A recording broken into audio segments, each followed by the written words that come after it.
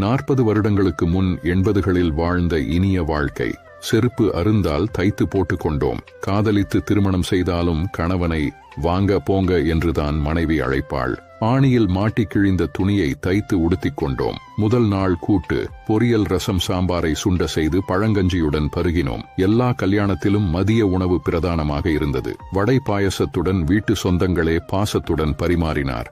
ரயில் பயணத்திற்கு புளி சாதமும் எலுமிச்சை சாதமும் கட்டி சென்றோம். பெரும்பாலும் பேருந்தில் தான் போனோம். பள்ளி மாணவர்கள் குழந்தைகளாக இருந்தனர். இளையராஜா தான் எங்கும் ஒலித்தார். பாடல்களின் வரிகள் புரிந்தன.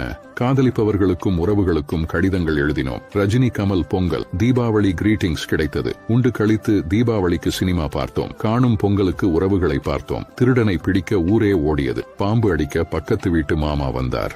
பக்கத்து வீட்டு பெரியவர்களுக்கு பயந்தோம். கல்யாணத்திற்கு உறவுகள் 2 நாள் முன்னரே வந்தனர். மானேஜராக பணிபுரிந்தாலும் தந்தை சைக்கிளில் தான் பவனி வந்தார். வெள்ளி அன்று ஒளியும் ஒளியும் பார்க்க ஆவலோடு காத்து கிடந்தோம். பழைய புத்தகங்களை பாதி விலைக்கு வாங்கி பாடம் படித்தோம். கைத்து கட்டிலை பெரியவர்களுக்கு கொடுத்துவிட்டு பாயில் படுத்து உறங்கினோம். எல்லாவற்றையும் விட காலை பொழுதுகள் ரம்மியமாக இருந்தது.